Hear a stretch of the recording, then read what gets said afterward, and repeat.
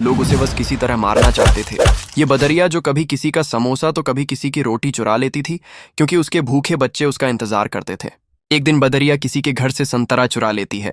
तभी ये आदमी बदरिया को पकड़कर उबलते हुए तेल में डाल देता है। बदरिया बेचारी तड़पते हुए भागती है। इधर बदरिया का पति किसी की परवाह नहीं करता था। बदरिया जो चुरा कर लाती वो खा लेता और बस दिन भर सिगरेट पीता रहता था। लेकिन आज बदरिया कुछ चुरा नहीं पाई, तो बदरिया का पति उसको बुरी तरह मारता है और फिर खौलता हुआ गर्म पानी डाल देता है। बदरिया बेचारी बिलबिला जाती है।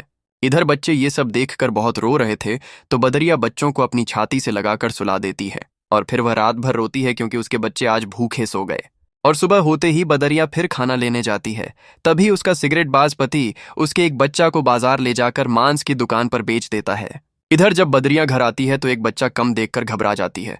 बच्चे रोते हुए माँ को सब बता देते हैं। माँ दौड़ते हुए मांस की दुकान पर आती है, लेकिन बच्चा अब नहीं था। माँ फूट फूट कर रोती है और अपने बाकी बच्चों को लेकर जंगल चली जाती है और फिर एक नदी के किनारे घर बनाती है। बच्चे भूख से बिलबिला रहे थे, तो माँ खाना लेने चली जाती है।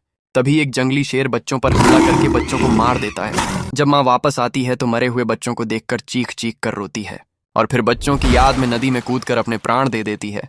लेकिन आपने फिर भी इस माँ के लिए लाइक और सब्सक्राइब नहीं किया।